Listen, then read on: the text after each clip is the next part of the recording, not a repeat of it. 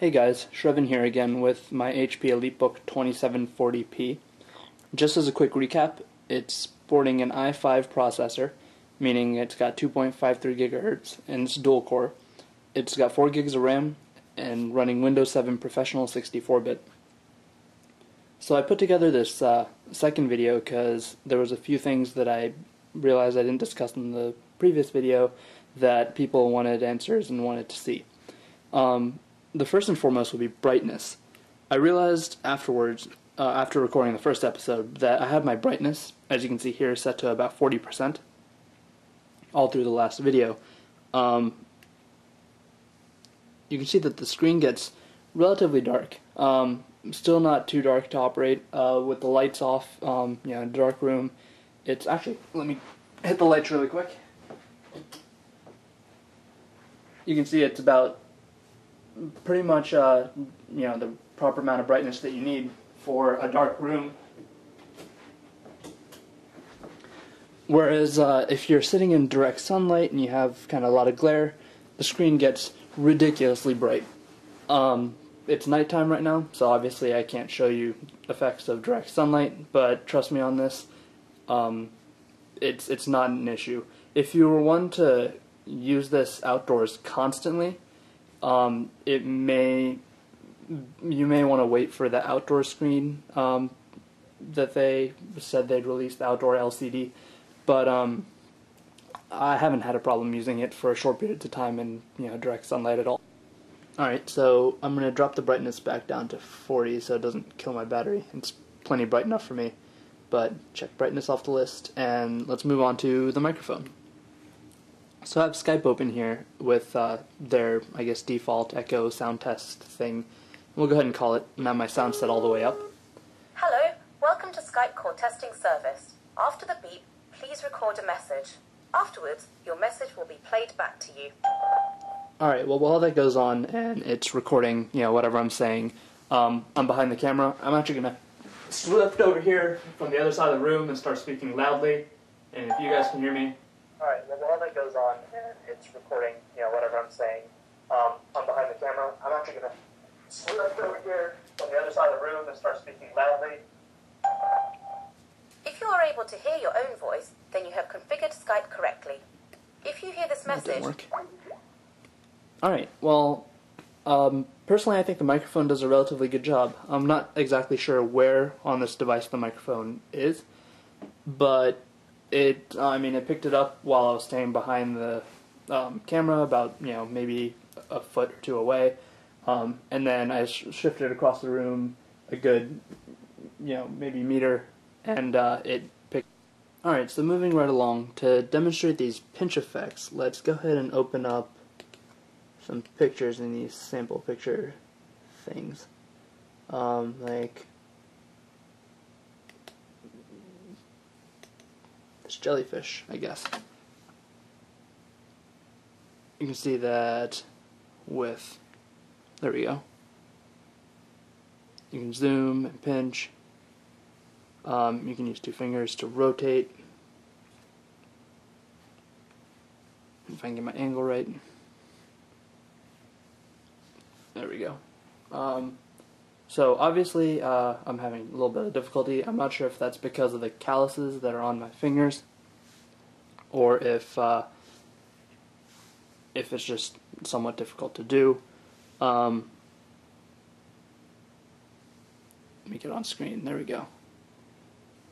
You guys can see the zooming effect, and then a bit of rotation. Right. So take it for what you will. It works relatively well. I do have some issues with it, but then again, I'm not one to zoom and pinch around a lot.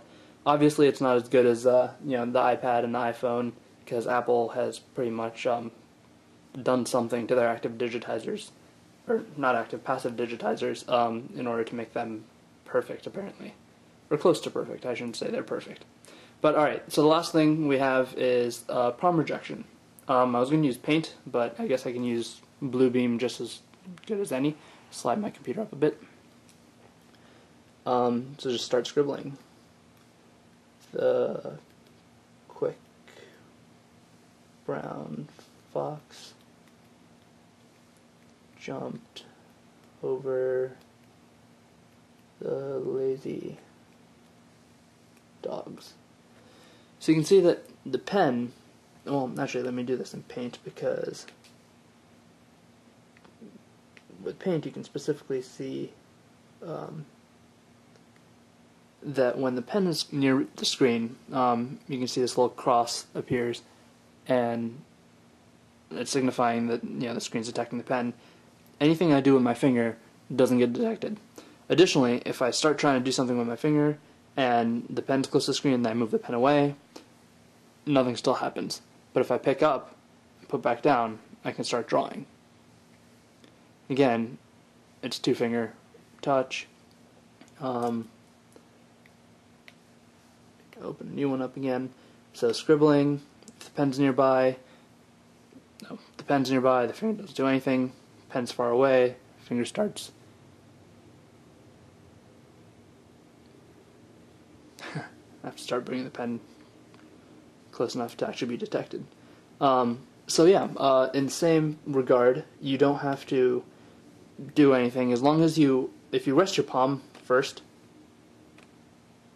and then try to write, it works. But you know, you I guess risk the possibility of accidentally pushing something down here with your palm. Whereas if you just scribble something,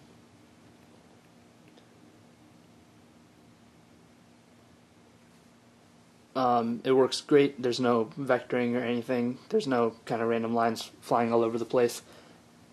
Just you'll get in the habit of putting the pen closer to the screen before you let your palm rest, and then once you do, you can just write whatever you want.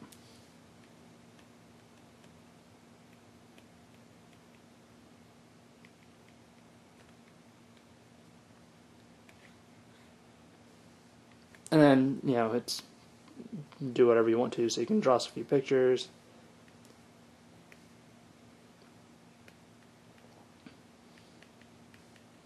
It's my horrible drawing skills. But yeah, you get the idea. And then what's great is, I guess most tablets are equipped with it. The pen has this kind of button thing on the back. It's like a clicky pen, but you know, it doesn't click. But you put down and you can see immediately, hold on, let me shove this forward. You can see that when I flip it, this little menu pops up here and disappears when I put the point of the pen back down. But if the eraser slide's up, this eraser menu comes up. What it lets me do in Enable programs is if you just tap the screen and try to do something, nothing happens. But if you actually push, you can actually erase things.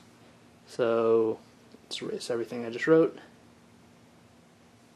And it uses this, I guess, stroke eraser, I believe it's called, to erase things stroke by stroke. But then if I have a bunch of stuff and I decide that I want to just do a regular eraser kind of thing, I can erase bits and pieces of stuff.